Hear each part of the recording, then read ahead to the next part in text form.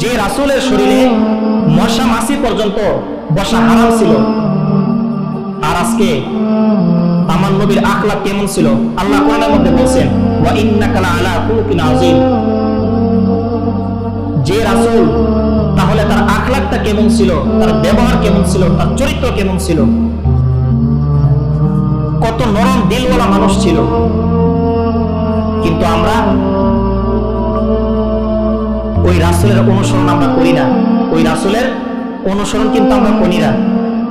ওই রাসূলের মহব্বত কিন্তু সবাইকে যদি এখানে বলা হয় যে রাসূলের মহব্বত, রাসূলের ভালোবাসা কার কার মধ্যে আছে, সবাই কিন্তু উচ্চস্বরে হাত তুলে বলবে যে হুজুর আমাদের মধ্যে আছে। কিন্তু কতটুকু আছে সেটা বাস্তবায়ন আমরা করতেছি না।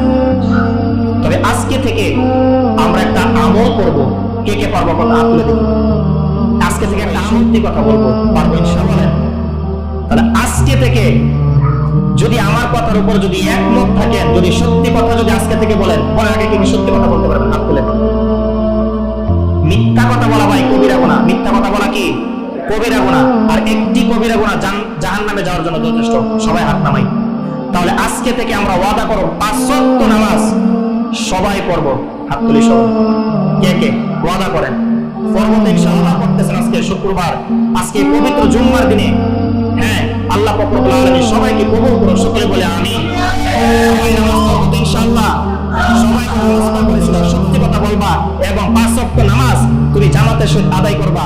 তাহলে আমরা সবাই পারবো ইনশাআল্লাহ। আল্লাহ পাক রব্বুল আলামিন সবাইকে কবুল করুন। সকলে বলে আমিন।